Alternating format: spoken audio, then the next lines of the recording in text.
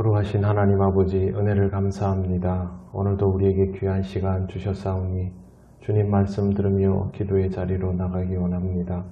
성령님 우리를 인도하여 주시옵소서. 예수님 이름으로 기도드립니다. 아멘. 찬송가 447장 하나님께 찬양드립니다.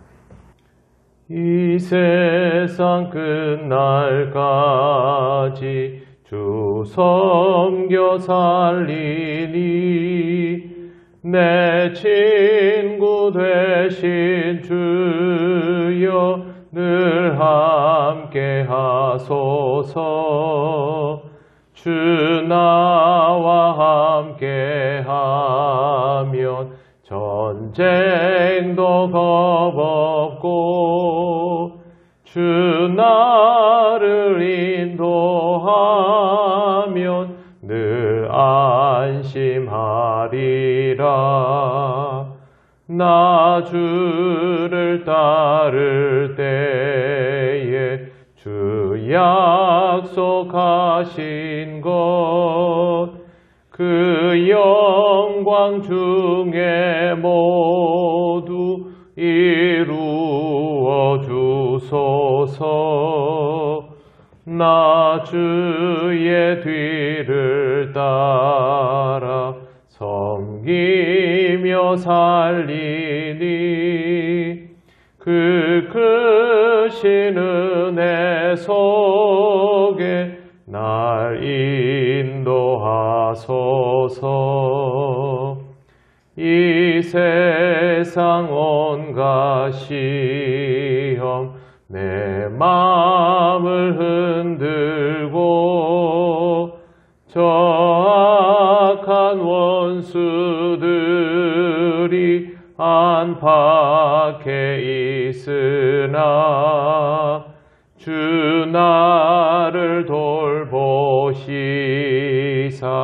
내 방패 되시고 내 옆에 계신 것을 늘 알게 하소서. 저 영광 빛난 곳을 주 허락했으니 그 허락하신 곳을 늘 사모합니다.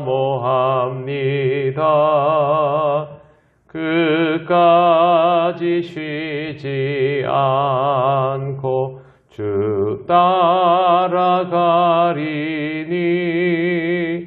주 넓은 사랑으로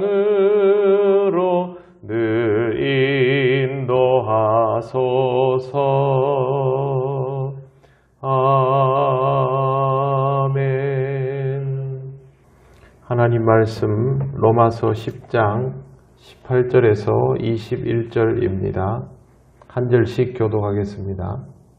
그러나 내가 말하노니 그들이 듣지 아니하였느냐? 그렇지 아니하니 그 소리가 온 땅에 퍼졌고 그 말씀이 땅끝까지 이르렀도다 하였느니라.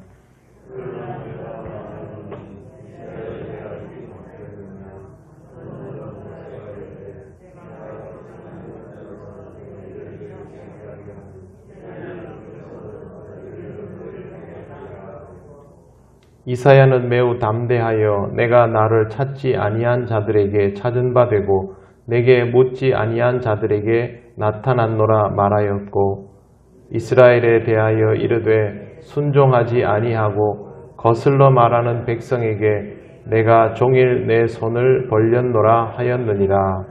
아멘. 네, 아침에 에어컨 때문에 이렇게 막 방황하시는데 교회 실내 온도는 22도에서 23도가 1년 내내 똑같습니다. 그게 여러분들한테 제일 좋은 온도니까 누구든지 먼저 와서 보시고 22도보다 밑에 내려가면 22도로 맞추시고 위로 올라가도 22도, 23도 맞추시면 아마 1년 동안 똑같은 쾌적함으로 예배 드리실 수 있을 겁니다. 오늘 말씀 18절 그러나 내가 말하노니 그들이 듣지 아니하였느냐? 그렇지 아니하니 그 소리가 온 땅에 퍼졌고 그 말씀이 땅끝까지 이르렀도다 하였느니라. 이렇게 기록되어 있습니다.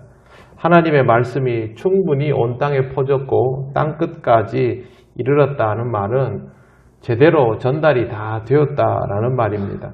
그러면 이스라엘 사람들의 귀에 들리지 않았을 수가 없는데 그럼에도 불구하고 이스라엘은 하나님의 말씀을 제대로 받아들이지 않았습니다.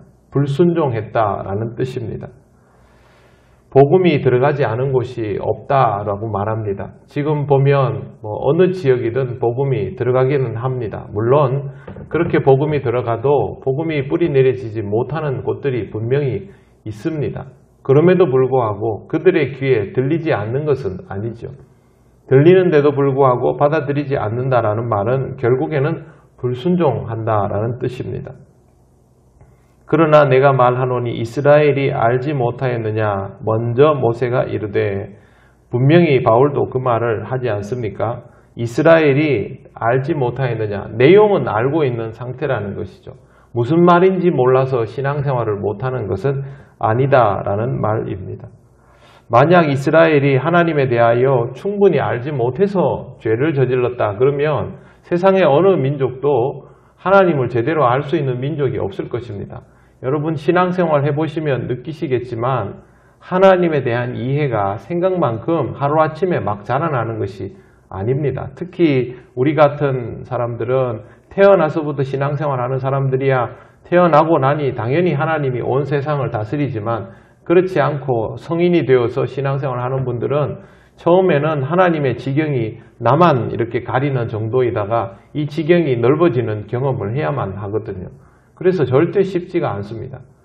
이스라엘이 잘 몰라서라면 다른 이방 민족 출신들은 하나님을 알지도 못하면서 평생 살아야 하는 수준이죠. 이스라엘은 모를 수 없습니다. 충분히 하나님이 역사하여 주셨고 그렇게 오랜 세월 역사하여 주셨다면 하나님에 대해서 이 세상 어느 민족보다 이해도가 높은 백성이죠. 그럼에도 불구하고 그들은 하나님께 순종하지 않았습니다. 알고 모르고의 차원과는 또 다른 문제는 바로 순종과 불순종의 문제라는 것입니다. 이렇게 거역하는 이스라엘을 하나님이 어떻게 대하셨는지를 보겠습니다. 내가 백성 아닌 자로서 너희를 시기하게 하며 미련한 백성으로서 너희를 노엽게 하리라 하였고, 하나님은 이런 상황에서 이스라엘의 시기심을 자극을 하시고 그 다음에 이스라엘로 하여금 화가 나도록 열받게 그렇게 만드셨다라는 뜻입니다. 이런 식입니다. 우리 집 아이가 말을 안 들으면 이웃집 아이를 데려다가 칭찬하고 머리를 쓰다듬어 주고 더 잘 대해주고 이런 식이죠. 그러면 어느 집 자식이 그걸 가만히 보고 있겠습니까? 화가 치밀어 오르겠죠. 하나님은 이런 방법을 사용하시는데 더한 것은 뭐냐 하면 이방인들이 이스라엘을 치도록 하신 것이 더 충격적입니다. 이런 하나님의 방법은 이스라엘로 하여금 굉장히 더 헷갈리게 할 수 있습니다. 하나님을 믿는 자신들은 괴멸당하고 하나님을 믿지 않은 이방인들이 자신을 정복하면 하나님이 무기력하고 우상이 더 강한 줄로 착각할 수 있습니다. 그렇지 않습니까? 그렇게 될 수 있습니다. 그런데 이건 아주 큰 착각입니다. 왜 그러냐 하면 자기들이 하나님을 잘 믿고 있는 줄로 착각하기 때문에 이런 생각을 하게 되는 것이죠. 그게 아니라 자기들이 하나님을 똑바로 안 믿으니까 하나님이 이방인을 들어서 치신 것이죠. 우리가 착각하면 이렇게 됩니다.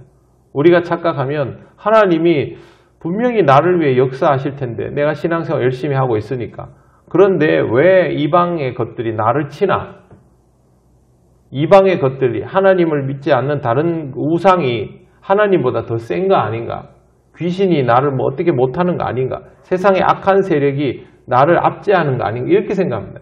그게 아니라 내가 똑바로 못하니까 하나님께서 불신자를 통하여 믿지 않는 그런 힘들을 통해서 나를 치시는 것이죠. 이스라엘이 지금 경험한 게 그겁니다. 이걸 오해하면 안 된다라는 것이죠. 실제로 이스라엘은 이런 상황에서 무너져 내렸고 매우 혼란스러워했습니다만 그래도 바벨론 포로 시절에서 하나님의 이름을 다시 부르게 되죠. 아, 이게 아니었구나. 우리가 잘못해서 하나님이 이방인을 들어서 우리를 치신 거구나. 우리가 똑바로 하면 되는구나. 그렇게 오히려 나라가 망하기 전보다 신앙의 순수성을 더 회복하게 되었습니다. 바로 이런 부분을 하나님이 역사하신다는 것이죠.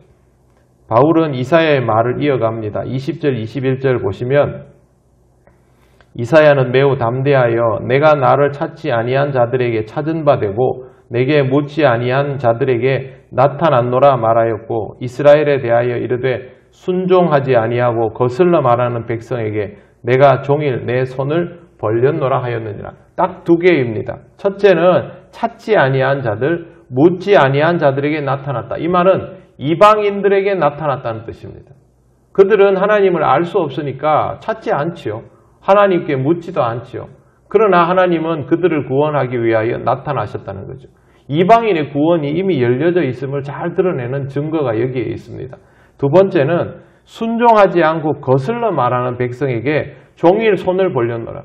말을 지독하게 듣지도 않는데 하나님은 이 이스라엘을 구원하시려고 종일 손을 벌리고 기다리고 있죠. 탕자가 돌아오기를 기다리고 있는 아버지의 모습처럼 그렇게 하나님은 기다리신다는 겁니다. 결국 무엇입니까? 이 모든 것들은 하나님께서 이스라엘을 사랑하시고 이스라엘을 구원하기 위해서 하시는 조치라는 거죠. 내가 이웃집 아이의 머리를 쓰다듬어 주고 우리 아이를 꾸짖더라도 그건 누구를 위한 일입니까? 이웃집 아이가 아니라 우리 아이를 위해서 그렇게 하는 것이죠. 누가 자기 자식 머리를 쓰다듬어 주고 싶어 하지 내 자식과 이웃집 아이를 보면서 제일 너는 잘했고 너는 똑바로 해라 그렇게 말하고 싶은 부모가 세상에 어디 있습니까? 그렇게 해서라도 이 아이가 잘 자랄 수 있다면 나는 이 방법을 취하겠다. 그게 하나님의 마음입니다. 우리는 이런 하나님의 마음이 지금도 우리를 향하여 열려 있음을 꼭 기억해야 됩니다. 하나님은 지금도 우리를 위하여 바른 것을, 좋은 것을 준비하시고 팔을 펴고 우리를 기다리시는 분이라는 것이죠. 물론 저와 여러분은 이 말씀을 이미 알고 있으니까 이 말씀대로 살아가려고 애쓰고 있지요. 하지만 믿는 자들 중에 그렇게 하지 않는 사람들도 너무 많지 않습니까? 아직도 이러한 하나님의 역사를 오해하면서 하나님은 왜 이 세상에서 나를 지켜주시지 않나? 왜 이 세상의 세력들이 나를 칠 때 보호해 주시지 않나? 하나님은 무기력한 것이 아닌가? 하나님은 도대체 언제 나에게 은혜를 주실 건가? 이러고 있는 사람들이 얼마나 많은지 모릅니다. 그게 아닙니다. 하나님은 우리를 온전하게 하시기 위해서 팔을 펴서 기다리는 분이십니다. 이런 하나님의 의도를 잘 알고 하나님이 열어주시는 기회를 놓치지 않고 그 기회를 통하여 하나님의 은혜의 품으로 들어가서 구원의 기쁨을 누리며 살아가는 우리 모두가 되어야 할 것입니다. 여러분에게 이 기쁨이 있음을 꼭 기억하시고 오늘도 하나님의 은혜 가운데 하루를 살아가시기를 바랍니다. 기도드리겠습니다. 하나님 감사합니다. 하나님의 은혜로 오늘까지 살아오고 앞으로도 하나님의 은혜로 살아갈 수 있음에 감사를 드립니다. 혹 우리가 약하여져서 하나님의 은혜를 기억지 못하고 또 하나님의 무기력이 있을 것이라고 오해할 때가 있다면 다시 한번 하나님께서 우리를 깨닫게 하여 주시고 하나님의 은혜 가운데 거하도록 인도하여 주옵소서.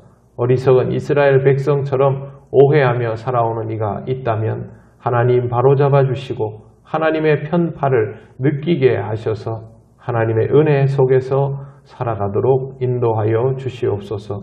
오늘도 하나님께서 우리와 함께 하심을 믿고 감사드리며 예수님 이름으로 기도드립니다.